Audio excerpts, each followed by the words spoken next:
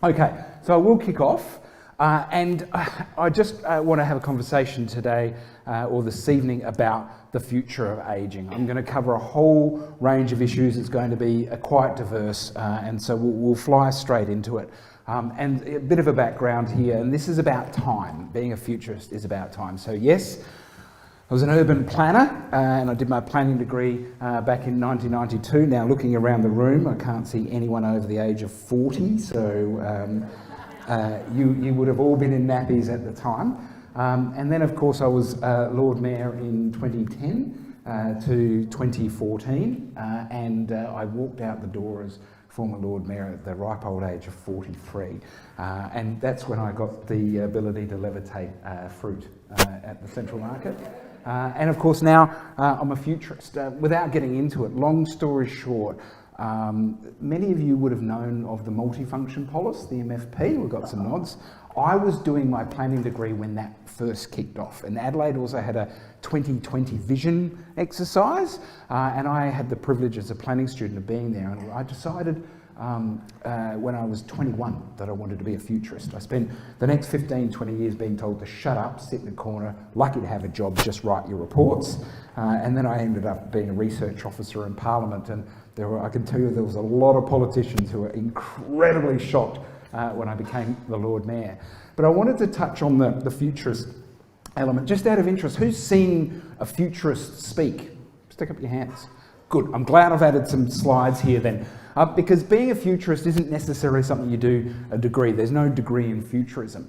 It is something that is very much about a calling and a lifestyle. It's a belief system. So science is my belief system. It's not just what I do for a job. It's kind of what I do when I wake up. It's how my brain works all day, every day, and think about things in the evening. And if I could claim watching Star Trek as a tax deduction, I probably would. And also, though, it's a very multidisciplinary approach. So town planning or urban planning is very similar. It's about knowing a little bit about a lot, not a lot about a little bit. And so this notion of a polymath, someone who applies different issues or different thought processes or different areas of knowledge to put them together to create unique problems and solve things. And I'm going to encourage you to think about how you could be a polymath when it comes to your future later on. It's also about curiosity, passionate about communication. Carl Sagan's a hero, David Suzuki, people who have been able to bring knowledge to the community, and also crazy. If as a futurist I don't say anything absurd tonight, I'm not doing my job right. So I don't want to offend you, but if I do, that's your problem, not mine. Just joking. But I do want to challenge you, and that's my role tonight. And so the idea of being a futurist is that I was really concerned, sort of growing up and watching as a professional, that most of our cities, states and nations, corporations as well, are run by pale, stale male men in their 50s and 60s who extrapolate the last 10 years of their life to plan a future that will look nothing like they can conceptualise. And so for me, I put this photograph up because I give the metaphor that planning the future by looking at your past is like driving forwards in your car by using your rear vision mirror as you look in the past. And so it's very easy to understand the past. It is very difficult to conceptualise the future, and so that's my job. Also, just in terms of being a futurist, it's about what we describe as the long now. So most people, especially in local government these days, and I sympathise, are so busy putting out grass fires. They're worried about paying you as individuals, paying your bills, whether the Crows are going to win this weekend, etc. So it's all about that short-term thinking. As a futurist, it's about a longer now. And so whether it's a longer now, which is a 30-year period, and I've already started to make reference to the 30-year period of getting here, or the long now, which is a lot longer period itself. COVID is a really good example where you can look at the Spanish flu and start to understand the issues. Another really good example is looking at the transition from horse and cart to car, and now we're starting to look at the transition from car ultimately to autonomous vehicle. And so understanding some of those trends and thinking in a longer term, it does stress people out, including my family and even just having conversations sometimes, because I do kind of think of things in a little bit different way. And that went 2 slides. So there we go. And for example, if you're more of a graphic person, it's the difference between thinking about this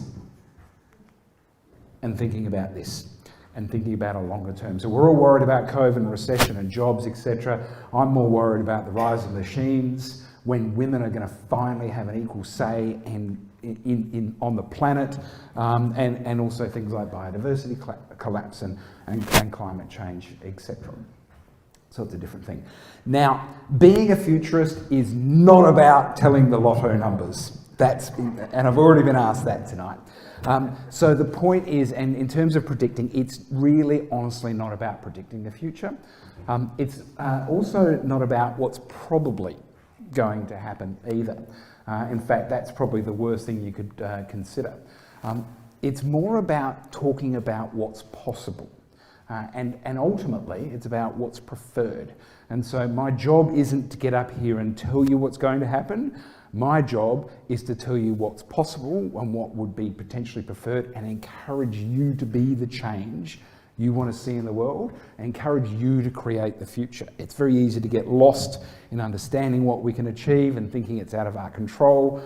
My job is to empower people, and whether I'm working with councils or state governments, etc., or you as a community, if we in Adelaide, who are highly educated, wealthy, privileged, organised, if we can't make a positive impact on the world, the whole planet is in big trouble.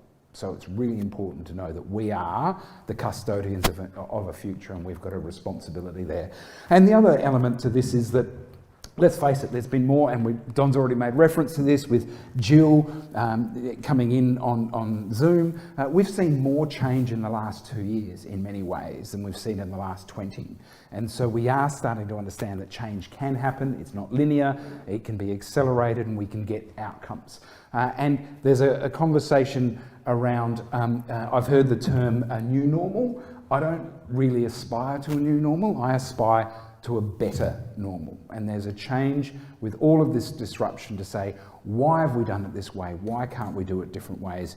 And things like climate change in particular are things that we really start to need to take some serious action on and do some sorts of things. But I'm not here to talk about that. I'm here to talk about the future of ageing. And in fact, you should never start a presentation with some apologies, but I am going to say I'm sorry, because there are a couple of things I wanted to touch on firstly. Firstly, I want to acknowledge that everyone is different. People will have come along tonight with an expectation that I'm going to solve their problems, or I'm going to talk about how you could do this, and you might want to exercise, and you might want to do things, and you might say, well, my back's stuffed. That's no good to me. And I know the feeling, by the way, my back is stuffed. So I want to acknowledge diversity. There will be people in the room who will think, he didn't mention this, he didn't mention that.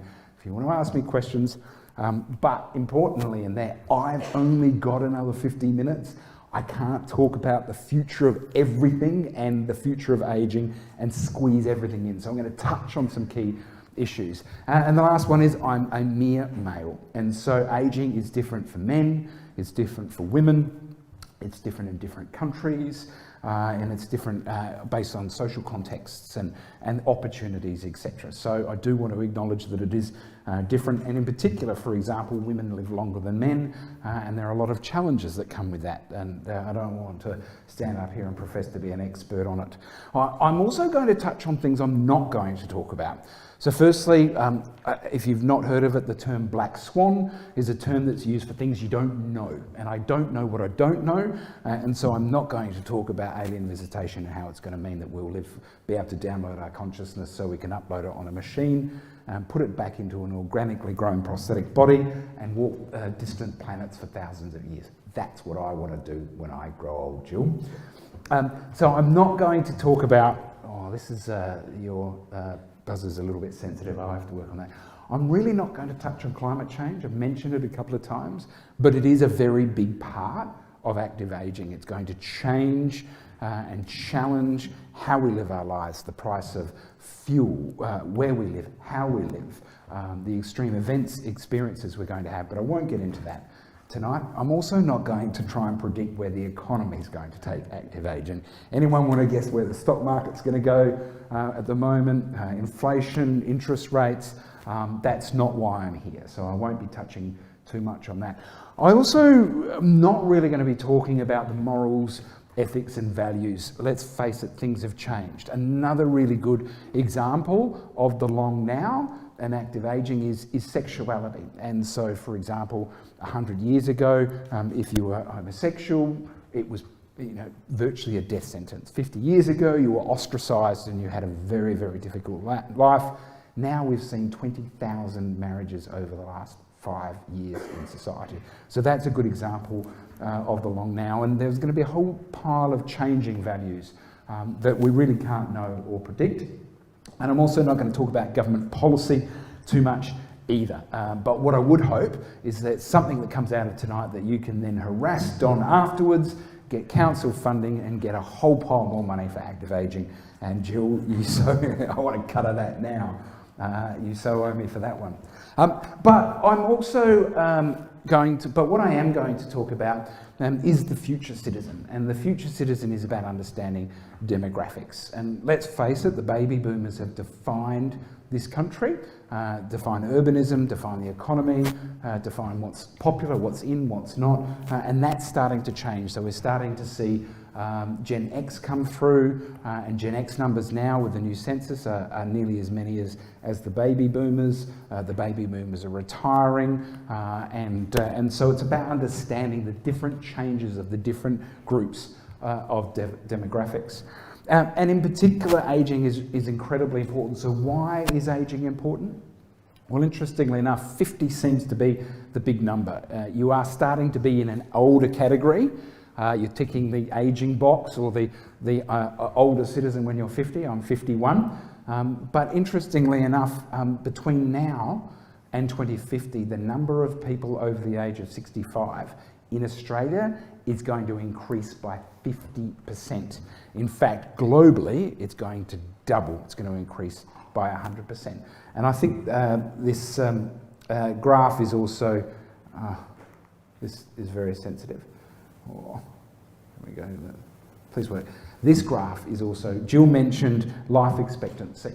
Not only is the number of older people going to dramatically increase, but we're going to see more people on the planet over the age of 65 in the next couple of decades than have existed in the entire history of humanity. This is something completely unique. We've never experienced it. We don't know what it means, how it's going to work, and that's going to change an incredible amount around our society. And this one I like too, because this is incredibly interesting, that the graph here of the global statistic that we're literally at that pivot point where we're going to have more people over the age of 65 than children under the age of 5. So we're starting to see a very strong shift, not only in Australian society, but on the planet in terms of the rise of the ageing society versus the decline of a youthful society as well. And this is another very good statistic. It's not hard to get stuff on 2050 with over 2 billion people total worldwide population. So 21% of people at least are going to be over the age of 65.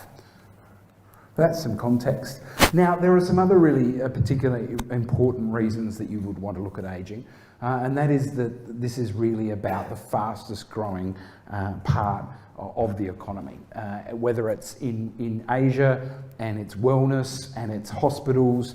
South Australia is doing particularly well. We interestingly have we have the biggest medical precinct of any city in Australia here on North Terrace. And so there is going to be an incredibly important part of the economy. We've got the South Australian Medical Research Institute, SAMRI, and this is a wonderful opportunity to create jobs, to sustain the economy, and to really start to understand what the growth industry is, what it means, and how we can actually put Adelaide on the front foot. We are a livable city, and so we can attract people who want lifestyle, and ageing in place and ageing effectively and having all of the right services and being a brand in this space is going to be very good for South Australia.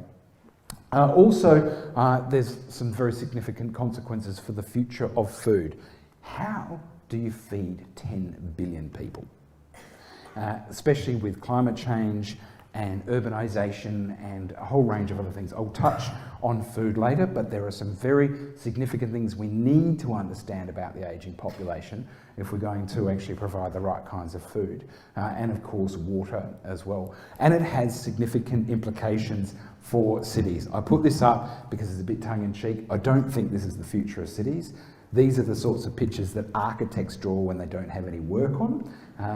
But I will touch on the future of cities a little bit more and talk to, I think I'm about to completely decimate the City of Unley's development plan. Not true. In fact, I'm pretty sure I'll be talking to it and supporting it. Yeah. But most importantly, it's about not sticking your head in the sand, and clearly you're not because you're here, and acknowledging that there is very significant change ahead, and the only certainty in life is change, except from a vending machine, and that we need to embrace this if we're going to live our best lives as well. So another big part of this that I think I really wanted to sort of start on is that there are some really key issues around ageing now that need to be tackled in an ongoing way in a long term. Who's heard of the term ageism? Yep. Now, importantly, it's not just for older people, it's also for younger people, but they deserve it because they're lazy and they just like avocado toast. But, I'm joking, but this is something that I just really wanted to touch on because I think it's incredibly important. So right now, ageism is everywhere. 1 in 2 people worldwide are ageist against older people. But interestingly enough, we actually not only do it to other people, we do it to ourselves. We talk ourselves down, we undermine ourselves. I was having a seniors moment. No, I just, I'm not perfect. And so it really does actually also do things like it affects the economy, it affects other disadvantaged areas. If you apply disability or race or sex on top of ageism, you are really amplifying some very serious problems. And it is harmful. And it is about physical health, it's about mental health, it's about social well-being, and it does take a heavy toll on the economy. If more older people were in the Australian economy, we're talking about somewhere near $50 billion.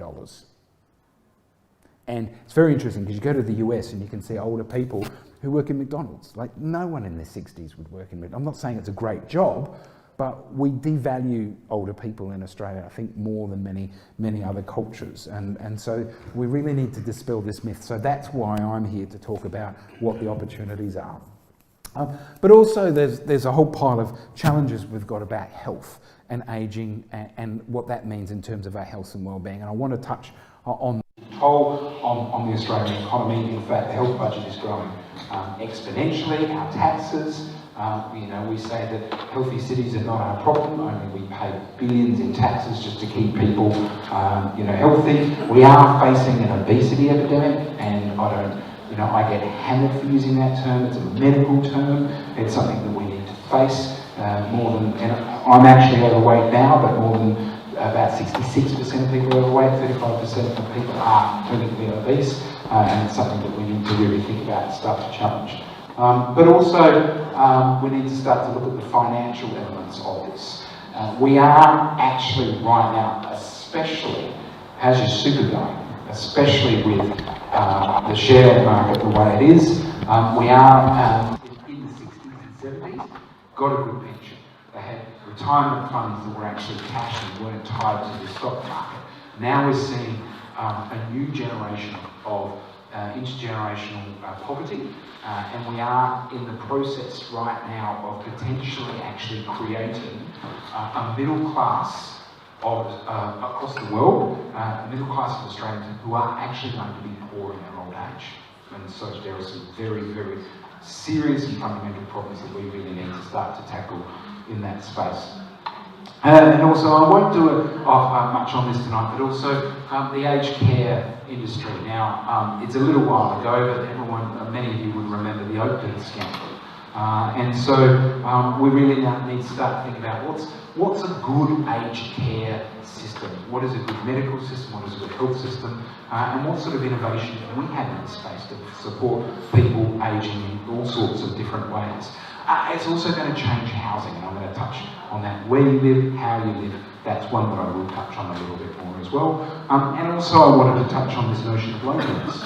I've been doing this. Loneliness just kept coming up again and again and again. And if I can acknowledge, a lot of it is women who have lost their husbands because they are healthier, they don't drink as much, they live longer, probably like to smoke less, and so suffering from loneliness. So we've created this urban system, this city system where we all live in 3-bedroom houses on the fringe of cities, and we're not connected to our communities, we don't live near our families, and we have big houses with big backyards and big front yards. We don't necessarily connect to our communities effectively. And so there's starting to sort of broaden the scope of it's not just about popping a few pills and making sure you've got enough money for retirement. It's also about the digital inclusion, which in some good news, digital inclusion is incredibly important, and it is actually the older population profile who quite clearly, and wouldn't surprise you, is suffering and struggling with digital literacy. And interestingly enough, the figures, for example, in COVID have seen dramatic increases in the aged community in terms of online literacy, purchasing things online, connecting with family, getting email addresses, etc. So there's a whole pile of work that needs to be done in that space, and I'll touch on that as well. Okay, now I am going to do a little bit of a party trick. I do notice that there's a form here you get to fill in with a score of 1 to 10 about tonight's presentation. Now, if you really like the presentation, I'd love you to give me a 10. If you don't, my name is Martin Hazy.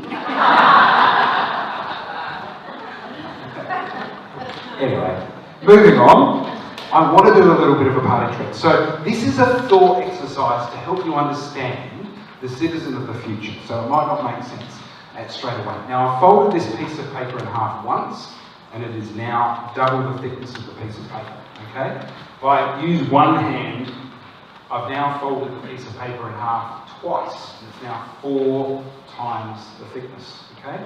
If I fold it in half 3 times, it's now 8 times the thickness. Now, just out of interest, does anyone know, no matter how big a piece of paper is, what's the most number of times you can fold it in half? Does anyone know? Close, it's 7. And so even Mythbusters have done it. Even if the piece of paper was as big as this room, and you had industrial machinery, you can only fold any size piece of paper in half 7 times. So if you want to get your grandkids to do the dishes, or you want your mates to buy you a beer at the pub, or you just want your husband to do something, you can play that game with them to bet them that if they can fold a piece of paper in half 8 times, they'll win. It's impossible. But we are going to think about what's possible, and we're going to stretch your minds tonight. So this is an exercise. If I could keep folding this piece of paper in half, it's going to be a certain thickness. Now, the exercise we're going to do is a thought exercise. So I'll get you all to stand up. You're lucky, actually, one of the tips I'm going to give you later on is squats. So you're lucky I'm not going to get you to do squats right now. Now, thought exercise. If I could fold this piece of paper in half 42 times, it's going to be a certain height. It's going to be 5 centimetres or 10 centimetres. Do we have any engineers in the room? Good. Don't want a formula. I want a rough number, okay? Now, I'm going to start low, and when you think it's the answer, grab a seat, and then keep going until we get to the absurd, and if you're still standing up, everyone's going to laugh at you, so you don't want to stay up too long, okay? By all means you can heckle, but I get heckled, I've been heckled by the best. It's called the South Australian media, so I'll leave it at that. So firstly, sit down if you've seen me do this before. Got a couple of people, great. Now this will be interesting, you'll see it from a different perspective tonight. So that's always my way of just knowing who's actually seen me speak before. So thanks for coming to the session the other day. Right, so if I could fold this piece of paper in half 42 times, sit down if you think that pile of paper would be 2 centimetres. 5, you can't do it, it's a thought exercise. If I could do it, sit down if it's 5 centimetres. 10, 20 centimetres, a ruler, 30 centimetres. Let's go 50 centimetres. A metre. I did this at the Real Estate Institute like an auction the other day. It was much more, I was called it entertaining myself. I'm going to pretend I'm 2 metres. It's as high as me. No, we've got 5 metres, 10 metres, 20 metres, 30 metres, 50 metres, 100 metres, 500 metres, kilometre. I'll go a mile just to humour some people in the room. 10 kilometres, 20 kilometres, 30 kilometres. Sir, how high is the pile of paper? About 7,000 miles. Grab a seat. How high is the pile of paper? 5,000. Grab a seat. How high is the pile of paper? 15,000. 15,000. Not bad. The pile of paper would be from here to the moon. Okay? And for those that have seen it before, it's interesting, isn't it? Because you know the answer is like everyone just... And for those that said those thousands of kilometres and miles, give them a round of applause.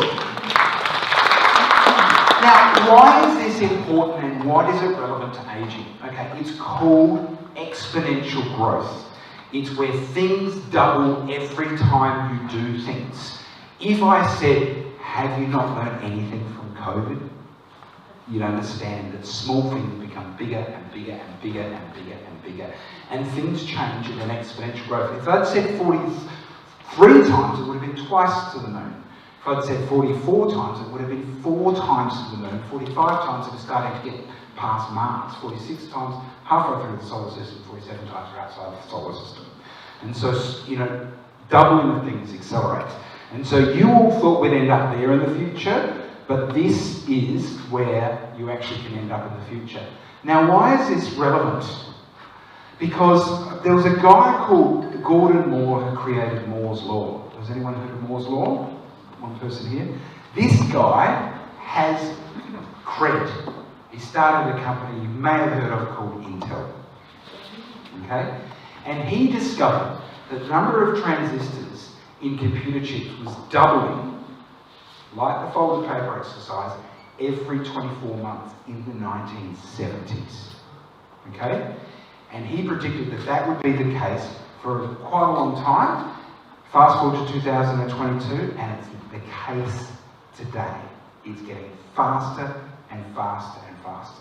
And so, just as you think it's amazing to look at how technology has got us where we are, many of you, as senior citizens, would say things are getting quicker and quicker and quicker and change is happening more quickly than ever before. Welcome to exponential growth. And so what we're now seeing is this accelerating growth in technology, which is fundamentally changing how our world works and the future in particular, to the point where the futurists and experts and technology experts are telling us that your phones are going to be cloud connected to a computer that is smarter than every single person in this room by the year 2035. Now, we're so worried about climate change or COVID or who's going to win the football, and we haven't even got our head around the fact that the world is about to see the biggest tipping point in terms of how we work, full stop. And it's all about artificial intelligence. And I'm not going to explore it too much today, other than say that AI won't be in the science fiction films. It's not going to just be in your Facebook, or it's not going to be used by a bank to predict. It's going to be in everything. It's going to be the common language of binary digits talking to each other through embedded devices in our entire ecosystem to fundamentally change how humanity works in our lifetime, in your lifetime. Lots of people would be saying, I'm not even going to be around in the year 2050. Who intends to be around in 12 years' time? Yeah, there you go. And so what this is give you an example of the steps that we're moving towards. At the moment, historically we've collected a bit of data. Now it's about understanding and having hindsight of what's happened. Insight is where you start to identify patterns, but we're very much moving towards an era where we will be able to understand and predict the future in a way that we can't now through artificial intelligence. This is difficult. So the premise that I tend to talk on is that the future of cities isn't about the built form. I really hope that Unley Road in the year 2050 looks a lot like it does today. Beautiful heritage buildings, embodied energy, great architecture you'll never get back.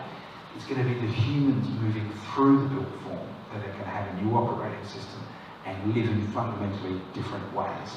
And so I talk about this notion of smart citizens, and the truth is we had a conversation, John would have heard this many times, some of you would, smart cities. Now I'm actually quite cynical about smart cities because I think it's a brand product that is about selling widgets to councils so that big corporations can run cities and control the environment. I'm passionate about smart citizens. And I look around this room and I see a lot of smart citizens who responded to this and registered to attend using their computer through Eventbrite, who might have used GPS to get here tonight, who, just out of interest, hands up, who doesn't have a smartphone in the room? There you go. I haven't asked that question for ages. And it's okay. I'm not a technological evangelist. I'm not here to tell you it's awesome. I'm here to tell you it's happening, whether you like it or not, and we need to understand it so that we can make more informed decisions before we hit that privacy okay and sell our souls to the big companies. But it's also not in our phones, it's on our streets, and we're starting to see technology embedded on our streets. It's also starting to be embedded in our homes. And so we're seeing artificial intelligence in our homes. We can just say, hey Google, and ask questions. And I actually asked Google how long it would take me to drive here tonight so I could get here right on time. And so it's being embedded in all our smart home devices. But interestingly enough, it's now actually being embedded on our bodies as well. And I love, that's my watch. And I love the idea that that's called a watch, because historically it used to tell the time. Now it watches your heartbeat, the number of steps you do. Soon it's going to watch your glucose. It will know, when you talk to people, it knows where you're meant to go, where you're going. It's GPS enabled. It's connected to the curvature of the earth. It is watching you and everything you do. Okay? But importantly, it's actually the technology is going to be inside our heads. Now, I'm a headphones fan, and I reckon in about 10 years' time, I may well have headphones surgically implanted in my head. They're called hearing aids. Okay? But interestingly enough, I know people who've got hearing aids who have got a Bluetooth device, so that when their phone rings, they press the button, and the phone connects directly to the surgically implanted inside their head.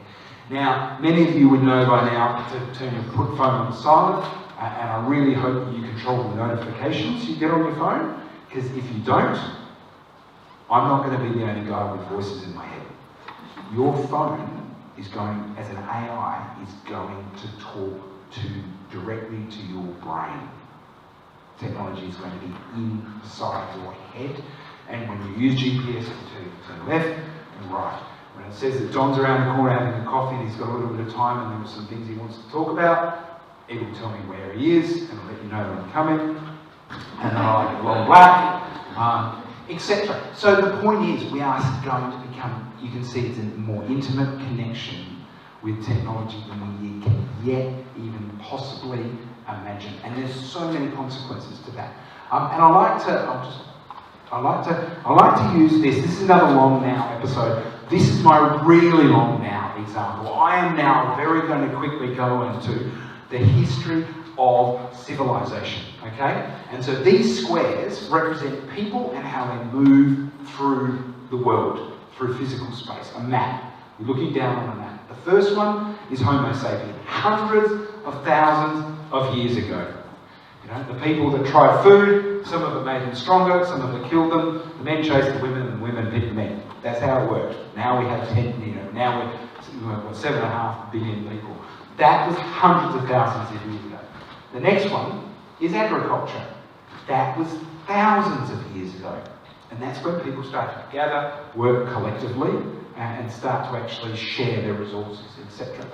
Then you're talking about hundreds and hundreds of years ago, or 1,000 years ago, cities. Do we have any urban planners in the room? Don, you're going to ask your planners tomorrow, who was the first town planner? And not a single one of them will know. I've asked hundreds of urban planners, and they had no idea. And I'm the futurist, I'm not a historian. It was a guy called Hippodamus. First planner, Greek. They worked out how to do water, sewage. They created the first cities. Hundreds of thousands of years, thousands of years, thousands of years. Notice this exponential getting shorter and shorter and shorter. Next one is industrialisation. London. They kind of worked out that it wasn't really healthy to have, animal feces in the streets. That smog was really bad. That they've got to move the workers to the factories, and they've got to have the houses near there, and it might be a good idea to have good infrastructure and good roads and open space and a whole range of things. The modern city was born hundreds of years ago.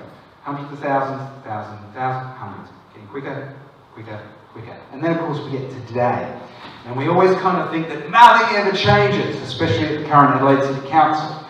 But things do change within context. And so that is tomorrow. The point I'm making with that folding paper exercise is that tomorrow's square is about 35 years away.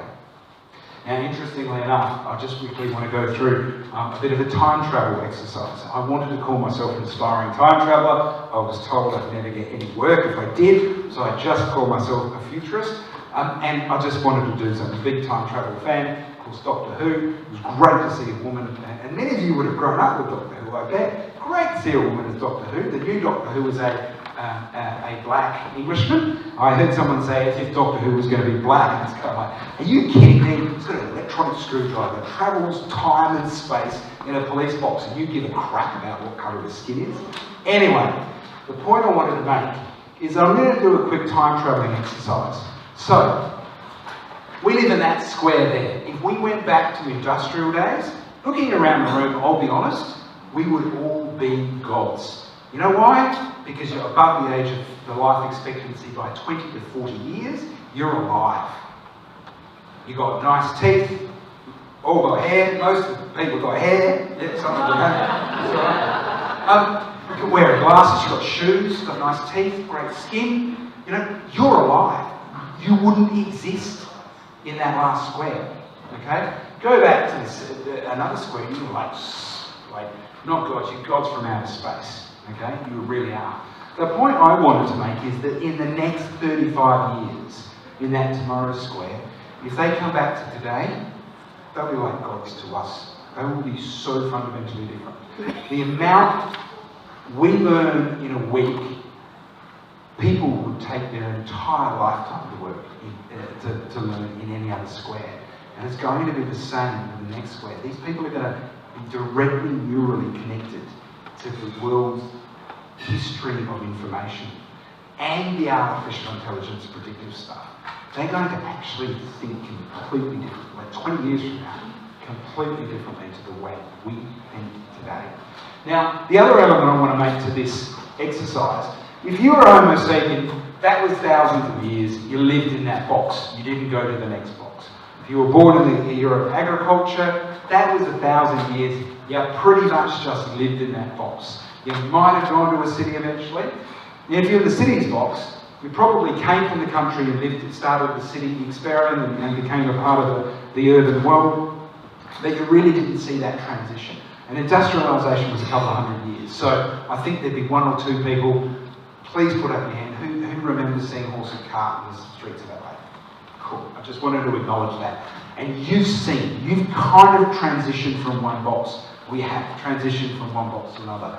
The point is, though, that every single human being alive today under the age of, let's say 60, is all going to physically transition together to the next square. We are going to be the first human beings in the history of humanity to all fundamentally change from one epoch to the next epoch in a way that's never been seen or imagined before.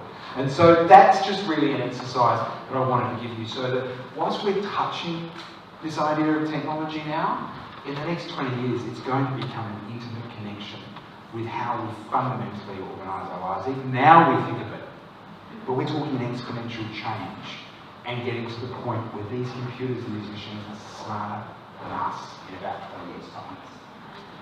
So, some trends. Jill's probably saying, when are you going to talk about aging? Some trends. So I wanted to touch on some things that I think are incredibly important in terms of examples of how this technology is going to change our lives. It's a really great metaphor. There's so many things we could touch on. And I want to touch on a few different things. I love talking about drugs like that. I'm going to talk about drugs in a minute. But one really good example is that the health and well-being industry is really starting to become personalised. So this idea that you can monitor your wrist, on your wrist, your heartbeat, your health and well-being. They are going to put glucose into it. It can tell you that you haven't done enough steps today. I, for example, have smart scales at home. I weigh myself, it gets uploaded to my phone. I have 4 years now of binge fast, famine. I've gone up and down. And you can see my emotional state and well-being directly connected to my weight, and I have measured it. I also have a wireless blood sugar, a glucose measurement that I can measure in my own house. So when I go to the doctor, I can show my weight, how it's fluctuated, my resting heart rate, my VO2 max, how fit I am, a whole range of things. And so this is a really big part of the future. And interestingly enough, I think this is very telling in the sense that this is news coverage as it relates to health technology. And Apple is the biggest investor in the world of health technology, and they're going to get their smartphone registered by the American medical industry to actually make it a legal medical device. My mum is in her mid-80s, she had a bad fall. She's now going to get an emergency button wristband if she has a fall so she can press a button. But the challenge I would say is that Apple are about to put that in their watches. So if you can embrace some of the technology a little bit more up front, you can actually start to use this technology. That's a really good example of how it can actually protect your habits in your society. Also, smart health is not going to be just on your wrist. It's also going to be in the smart home. And so we're starting to see the rise of the smart home care market. And I've mentioned a couple of examples. But now we're going from smart home to smart safety to smart wellness. But we're starting to see sensors in bed, monitoring your heart rate, scales, teleconnecting to doctors. And so we're starting to see health and well-being absolutely with devices that you already even own on your phone and potentially a watch, all being connected to each other and talking to each other to create a better profile. I'll tell that example a little bit later. Some other key trends that I think are really important in terms of the future of wellness and ageing is that houses are going to change. And this is a really important one. So Australians own the biggest houses on the planet. But we're going to see bigger houses again as people start to sprawl and spread from cities to regional Australia as a baby of COVID, but we're also going to see smaller houses. Here's an example. Hands up if you've got an empty bedroom in your house. Right.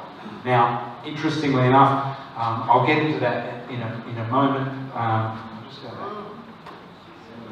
back. It's about having the right housing for the right community, and I want to talk about that. But also, I'll leave that one. It's also going to be about how we create healthy cities, and I wanted to talk about this, and very consciously about how we reduce loneliness, increase people doing steps. The truth is, if you live in Unley, I live in Bowden now, or the city, you do more steps, you live longer, you're more likely to be healthier, slimmer, more friends, you have more access to cultural, social services, And so these sorts of decisions about how we build cities are incredibly important as well. This comes from the World Economic Forum around the future of real estate. And so we as Australians have spent our entire life looking out of the car window. Now, I'm quite well known for sort of people who are anti-car. I'm not. I have a really cool, fast car. But I believe in integrated transport. I believe in walkability. I'm the patron of Bicycle South Australia. And so I know, for example, that there's a lot of resistance in places like Unley to high densities. And the truth is that we need those high densities because we don't have the housing choice.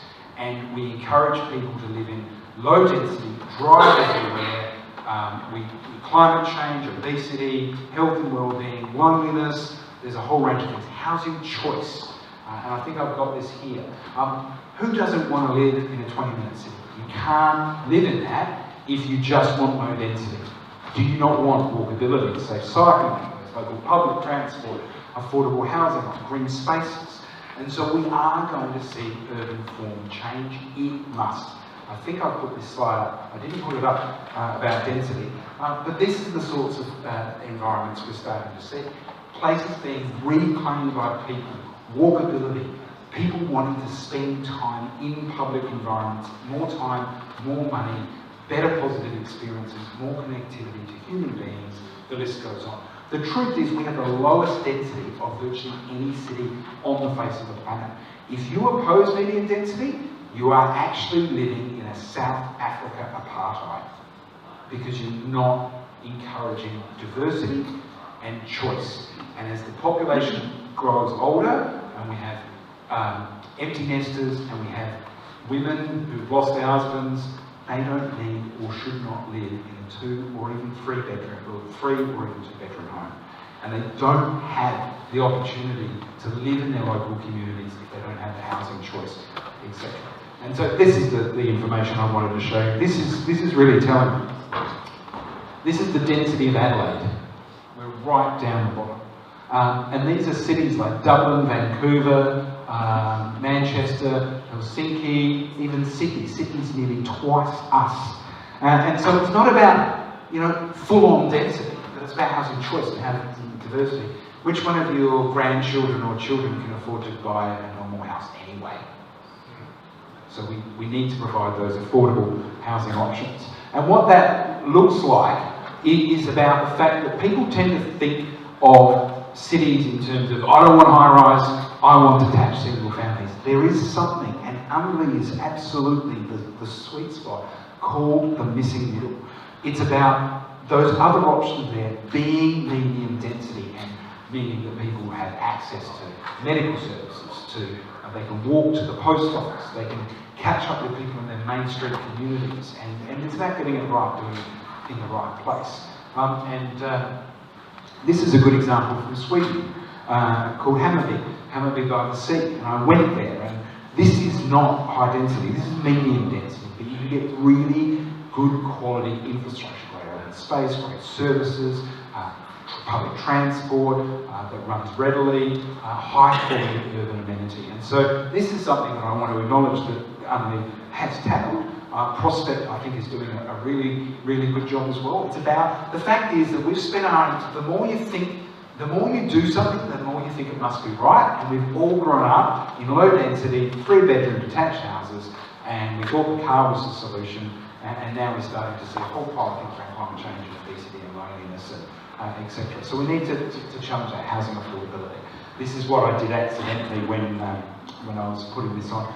This is Bowden Village, and so Bowden Village is a really great example of brownfields development and medium density and quality of life. You can't, when you get consulted on your council budget, you can't have everything you want and not take things away. You can't have great public transport or great open space or vibrant main streets if you all want to live in really big houses with really big backyards. It doesn't work that way. So that's a key. Now, there's some other things that I really need to touch on because I acknowledge I might go a little bit over time, but I don't think I'm going to get in trouble, is the future of food. And that's a big part of ageing as well. Now, I've got to tell you, the future diet is exactly what we should be eating now. but we don't. And so I wanted to sort of give you some ideas about what some of the other key things are. But we are facing some serious issues around how issues like sugar tax, for example, and how much alcohol we consume. I might touch on that a little bit more down the track. Meat is a really good example. So the future of ageing, you will probably not see red meat. You know, I want my red meat. Well, it's $400 a kilo, and you can get something else, and I'll go into that. And if meat was a country, it would put out more greenhouse gases than every other country top. I think it's the fourth, if beef was a country.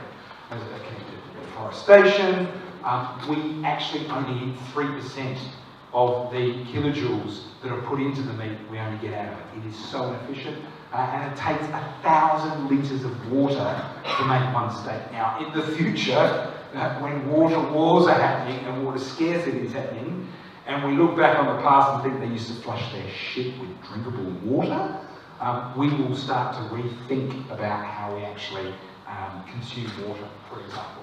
And so protein is going to be a completely different thing. It's going to be grown in the lab, it's going to be artificial, and interestingly enough, it's also going to be insects. Now here's one for you. How many people in the world eat insects regularly as a dietary component on the planet? Anyone want to have a guess? Millions? It's 2 billion people. So this is a good example where we go, oh, it's like a quarter of the planet already has this. We're going to see insect protein powder. We're going to be eating insects in our future. It's going to be an incredibly cost-effective, healthy way of consuming our protein in the future. And also food is going to have fungi, bacteria, yeast, microalgae. There's going to be a whole range. And you're starting to see all these vegan products. If you notice all these vegan products, it's a really good example of change happening before our very eyes. Another one that's really important is the share economy. Now, should every single person in a neighbourhood own a lawnmower, or could we just have one and share it? There's 100 million electric drills in the United States, I think it's 50, sorry, in the United States have been used for less than 5 minutes. Do we need all of these things? And so it's not, the share economy isn't about, it isn't about Uber or Airbnb, although, for example, the older community are using Airbnb to tackle loneliness, as retirement money, as keeping busy, about meeting people and enjoying being entrepreneurs, new entrepreneurs at the senior part of their life. But importantly, it's not just about those things. Bendigo does a great example where they've created an entire ecosystem of share economy. And this is about how you connect and create resilient communities so that people can grow and share vegetables. They can share their room, their space in their home. They can actually, sell products and cottage industries. It's about how you connect communities and create, with the cost of petrol and supply chain issues. Why aren't we creating our own resilient local supply chain communities and using that share economy and technology to connect us with people as well? But also, there's things like the metaverse. Now, running out of time, I'm not going to get into this. You might think it's irrelevant now, but I can tell you that there's some wonderful examples of where augmented reality is starting to change how we perceive the world.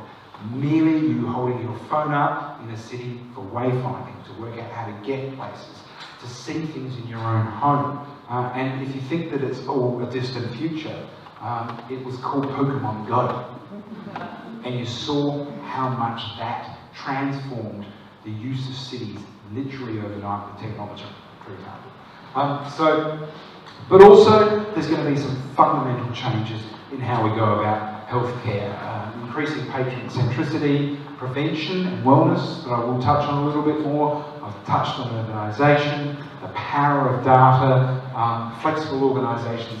We're going to see the health industry transform itself dramatically using this information, using artificial intelligence, using data, being able to crunch that information in a big way. This button's a little bit. And of course there's genetic engineering too, which is about understanding our genes and programming things in and out. It used to happen over decades, now it's called CRISPR. CRISPR is a technology that is like Microsoft Word, cut and paste. They can literally do it instantaneously, and there are some major issues, philosophical issues and ethical issues when it comes to things like that. Another one that I really wanted to touch on very, very quickly, because I love this idea, and I think cities are going to do this in particular, is citizen gamification. Now, I don't talk about playing computer games. I'm talking about how you motivate and incentivize people to do things differently. And I always remember being in Greece and seeing a Greek man smoking a cigarette right under a no smoking sign.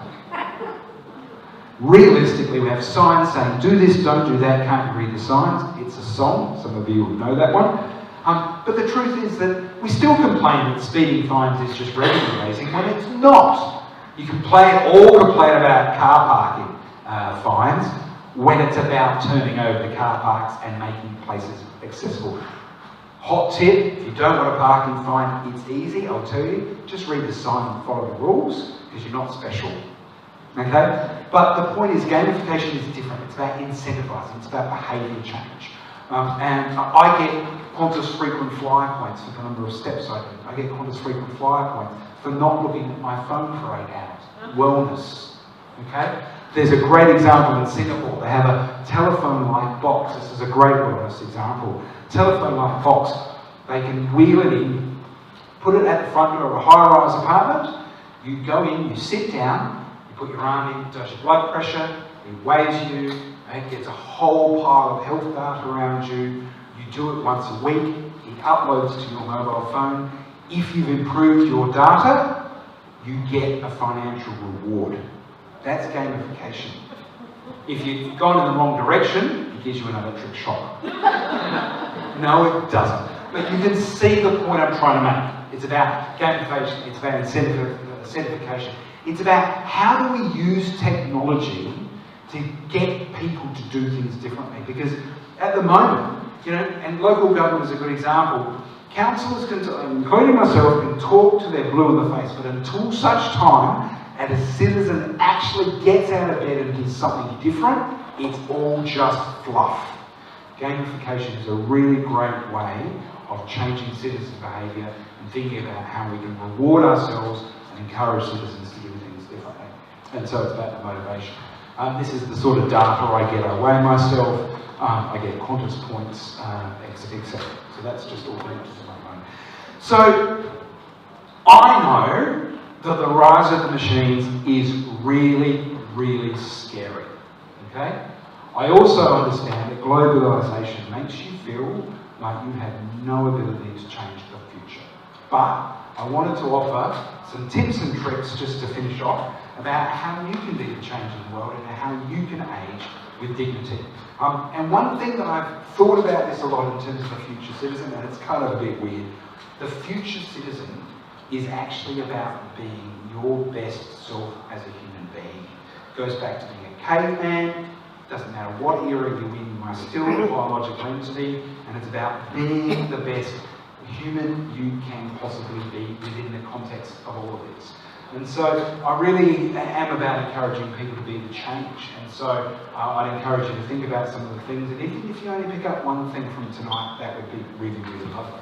And so a couple of concepts I wanted to talk about is that, the polymath, the Leonardo da Vinci's at the time, were special because they were smarter than everyone else. They read books, they had access to information, and they were fascinated. You are all polymaths. You have the internet. Many of you in this room are retired, and you have time on your hands. And so the best, I lost 25 kilos 4 years ago. The best thing I did to lose 25 kilos is sit on my ass for hours and read and learn and grow. So it's not for me to teach you, it's for me to encourage you to understand that there's lots to learn and empower you all to be polymaths and think about this as a hobby. I want to live for as long as I can. I'm going to pick up my iPad, I'm going to read, I'm going to learn how to use the internet, I'm going to get out there and get the information I want. And so one of the, I guess, more spiritual things that I wanted to sort of talk about is this notion of ikigai. Has anyone heard of ikigai? Yeah? So it's Japanese philosophy where ikigai is that point where you can actually combine what you love, what you're good at, what you get paid for if you do it or you volunteer, and what your world actually needs. Vocation, mission, passion, profession, when it all comes together, I get to do that as a futurist. I still can't feel like a 15-year-old kid, I can't believe I get paid to do this stuff. It's great fun. And so as someone who's potentially retired or moving into your old age, it's about finding that purple patch. If you're not enjoying your life, and if you're not in that space, as someone who's retired, can't really complain, you're the only person. You don't need money to do these things. It's about choosing to be the person you want to be. It's not about being wealthy or rich. And the other one too is I really encourage you to think about and have a plan. And I think this is important. It'd be great when we get rid of the fees associated, the fees associated with buying and selling houses. What's it called when you... Stamp duty. Because part of that plan is going to be, where am I going to live in the future? You know, how am I going to live? Who am I going to live close to? What street am I going to be near? What access to public transport? What access to hospitals, social services, where my doctor is as well. But there's all of this stuff that I could cover that's really about understanding how you want to live your best life and live not only as long as you can, but get to the point, imagine a future where you can be healthy and strong and active brain, and then one day you just don't wake up. Wouldn't that be better than, you know, being degraded over time as a body? Now, so in terms of the reading, I couldn't recommend this website highly enough, Healthline. It is magnificent. I love it, and I really encourage you to get on there, start reading about things, just understanding, you know, a whole range of things about what you can and can't do, and inform yourself on a whole range of particular issues. Now, very quickly, because I'm running out of time, some other things I wanted to touch on in terms of tips and tricks for living your best life. Drugs. I want to talk about drugs. It's not as surprising. Firstly, who knows what the half-life of caffeine is? You consume that drug, or most of you, every single day, and we don't even inform ourselves on what we're consuming. A half-life, like uranium, takes 1,000 years for it to go from half to half. Half-life of caffeine is 6 hours. If you have 4 cups of coffee in a day, in 6 hours you've still got 2 coffees in you. In 12 hours you've got 1 coffee in you, and in 18 hours you've got half a coffee still left in your body. Another one too, in terms of aging with dignity, they've served it tonight. I can tell you there's pretty much nothing good about alcohol at all in any way whatsoever. You might say, oh, I like alcohol. It's like, yeah, great. I like doing lots of things too, but it doesn't mean I'm going to poison myself crazy over this stuff. And you need to make a decision. If you want to drink alcohol, you go for it. I'm not here to tell you, you want to smoke cigarettes, that's great. Alcohol is the only drug in society that you've got to justify to people why you don't take it. That's not right by my standards. Okay? So that's just one. In terms of the other stuff, there's a whole pile of other things you could look at. Zinc, creatine is a really good example. Vitamin A, vitamin B, vitamin C, vitamin E. You know, multivitamin can be good, etc. Use Healthline. Find out. Discover these things. And I'm going to talk about hormones in a little while as well, and that's relevant too. Another one too is I hate the term social distancing. It's crap. We need to be more connected than ever. It should have always been physical distancing. That's the term the World Health Organization used. We just missed that whole point. And so it's not about keeping, it might be about keeping some physical distance, but it's about that social connectivity. And so this is part of growing old. It's growing old by connecting to people, being a part of your community, being here tonight. You can walk up to any single person in this room you've never met after this event and say, Stephen said I should introduce myself. You've now got permission to talk to strangers, and it's good for you. It's good for you, it's good for communities to work together. I really hope that you can connect 1 or 2 ideas to your communities and be more active in your community. There's at least one person who's going to run for council in the next council election, maybe a few. Get involved. Not in Don's ward, that would be terrible. But also living. So I've touched on this. Think about where you want to live in the future. Don't make the assumption you're going to live in a big house until you die. Do you really want to be doing the gardening at 85? You know, if your 3-bedroom house is worth $1 million and a 2-bedroom house is worth $850,000, if there's no stamp duty, what could you do with that $150,000 to live a better life? No, grandkids could come. For 150 grand, you could take them to Europe 4 times. You know, it's about thinking outside the square, or in that sense, the square. So medium density housing, thinking about your house and lifestyle. I would say, I wish I bought my mum a smartwatch. Get your head around some of this technology. You know, it's not a bad thing to know what your heartbeat is. And it's not a bad thing to know, oh, I've done 8,000 steps today, I might go for 8,250 tomorrow. It's about knowing how many kilojoules you've done.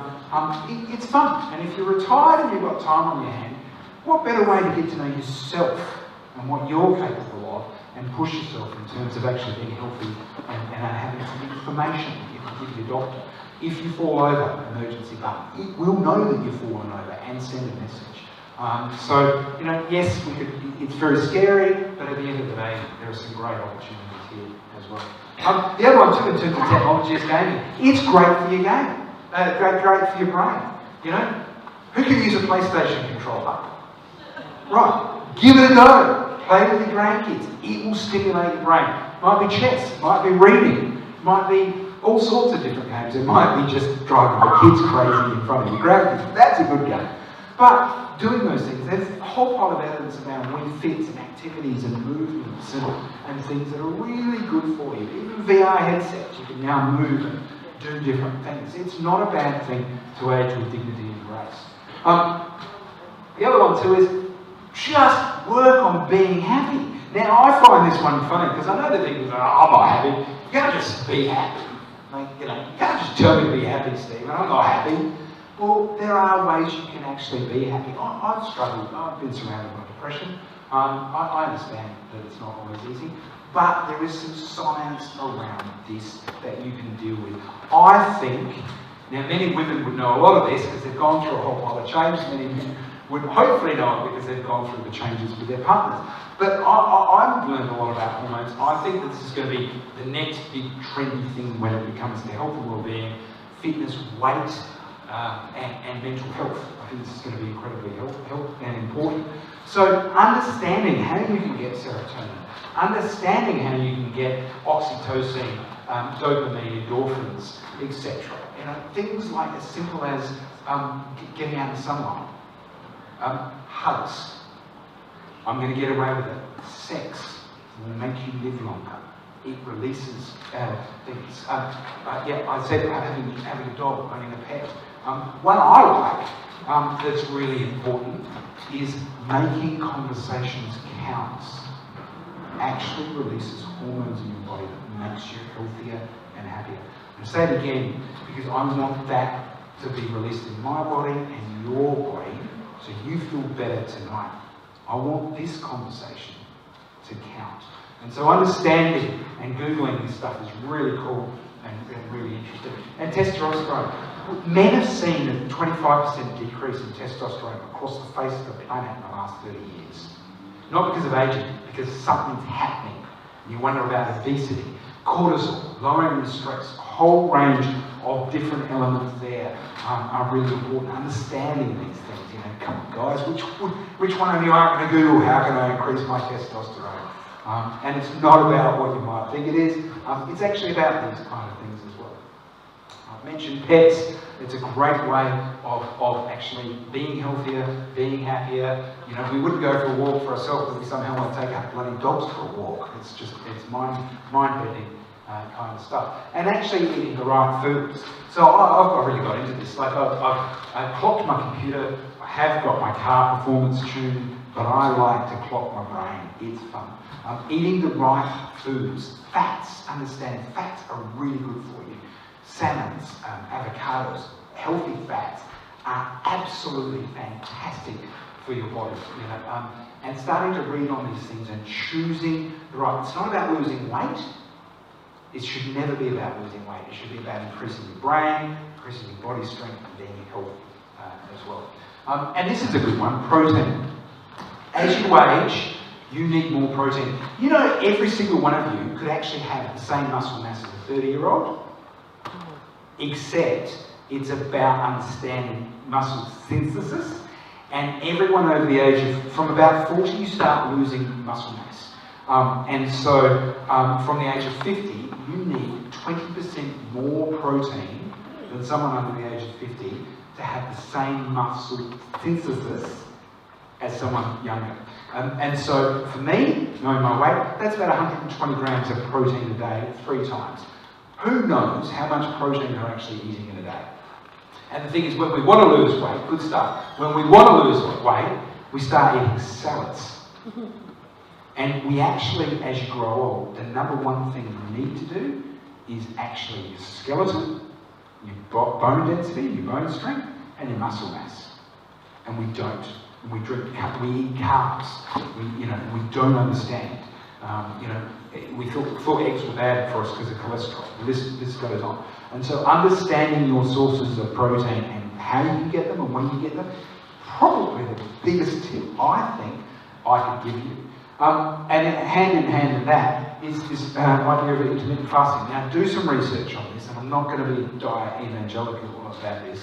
But actually, autophagy is this process of cave people used to not eat all the time. They didn't have 3 meals a day plus snacks and a glass of wine at night. They went for days sometimes without eating. And interestingly enough, you are a better hunter. A man is a better hunter when he is in a fasting state, has ketosis, releases ketones, your brain works harder, you can have more stamina, etc. And so it's also called autophagy. They have now proved, and autophagy means self-eat, they've now proved that you can help with cancer, skin, life longevity by sometimes choosing to fast, and your cells actually regenerate, and they actually eat the bad cells because they need a source. And so there is really, really, really good science around not eating 3 meals a day all the time. Yeah, splurge, I can't do, it's all good, I can make some cheese afterwards, etc.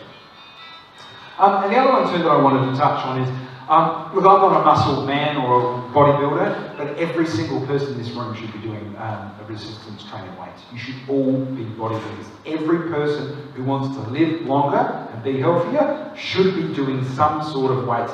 Might not be relevant to you now, but when you're 85 or 90, and you, like my mum, who can barely get from her bed to sit to watch television all day and do nothing else and had a really bad fall, if you want to physically enjoy your life, you need to do some of this stuff. You need to do resistance training. It is just a must, a given. And also yoga. Yoga's a really good one. Stretching, movement, a whole range of things. There's some really basic movements. You don't have to go to a 45-minute class. But if you're retired or you've got some spare time, realistically, what's going to hurt doing a little bit every day and getting, and it will also put serotonin, dopamine, make you healthier, make you happier, a whole range of things. And the other one too is just quickly, it's just the best one you can do is a squat. I won't get you to do it today, but you can't go wrong. Bit of resistance training, bit of yoga, get those squats in, it will change your life. I've only really started doing squats in the last 3 or 4 years myself.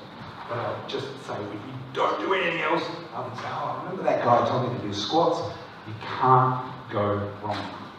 And the other one too is go for a walk. Go for a walk in the sun. Take your partner, take your dog. You should be walking every single day. 50% of Australians do less, over the age of 60, do less than 2 hours of exercise a week. And they're retired. I don't know. What the hell are these old people doing with their time? Bloody lazy buggers. But it's just, a bit of sunshine on your face. Once again, hormones, etc. And also, just in clothing, I find it really interesting. The more information I read, the more I realise how much we've got to learn from the East, not the West, and how we've got to learn from the past, not the future. And the East is, I've spent a lot of time in Asia. The number of old people who do Tai Chi in public parks with their friends in a community setting, which kind of wraps up almost everything I've talked about, is really, really fascinating. They respect their elders, they live with their elders, they support their elders, they use public space because they live in high density environments, the elders have access to public transport, the list goes on. It's worth thinking about because we in the West don't know everything, and this is all one big massive social experiment because it's only been happening for 50 to 150 years and we don't know what the consequences are. These communities have been operating for thousands and thousands of years.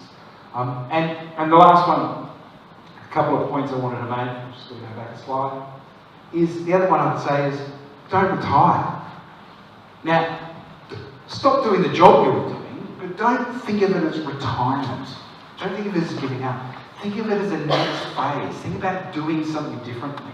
Have a plan. Doing a retirement and saying, I'm retired, is kind of like saying, I don't want to do anything. Mate, you can do lots of things. You've got so much knowledge you can share with the next generation. You can volunteer. You can walk more. You can do your yoga. Don't think of it as work and then retirement. Think of it as a transition into a next and more enjoyable stage in your life. And the last kind of element too there is also think like an entrepreneur. Interestingly enough, most successful entrepreneurs in the United States are over the age of 50. We think of young entrepreneurs being rock stars who wear jeans and use electric scooters and stuff like that. The collective knowledge and wisdom in this room must not be underestimated. But also, thinking entrepreneurial is get yourself a mentor. Get yourself a young person as a mentor. Mentor them as well. Hand on your knowledge. Create the value of your wisdom and your experience. You should all be mentoring somebody, and you should all be being mentored by someone as well. And finally, stop aging now. It's just like the Me Too movement. It's just like gender issues. I've been a white man ribbon ambassador. I do not tolerate the way that men had traditionally treated women. I'm not going to get into patriarchy right now. I will upset people, but this is no different. Apartheid is gone. Gender is on the agenda. Stop aging now. People say derogatory things about you or your friends, or you're thinking derogatory things about you or your friends. You need to either call it or you're a part of the problem yourself. On that basis, I hope that's been useful. I really want to thank the City of Huntley for it and a very kind introduction. Thank you very much to Jill. I hope you've got something out of it. Thanks again.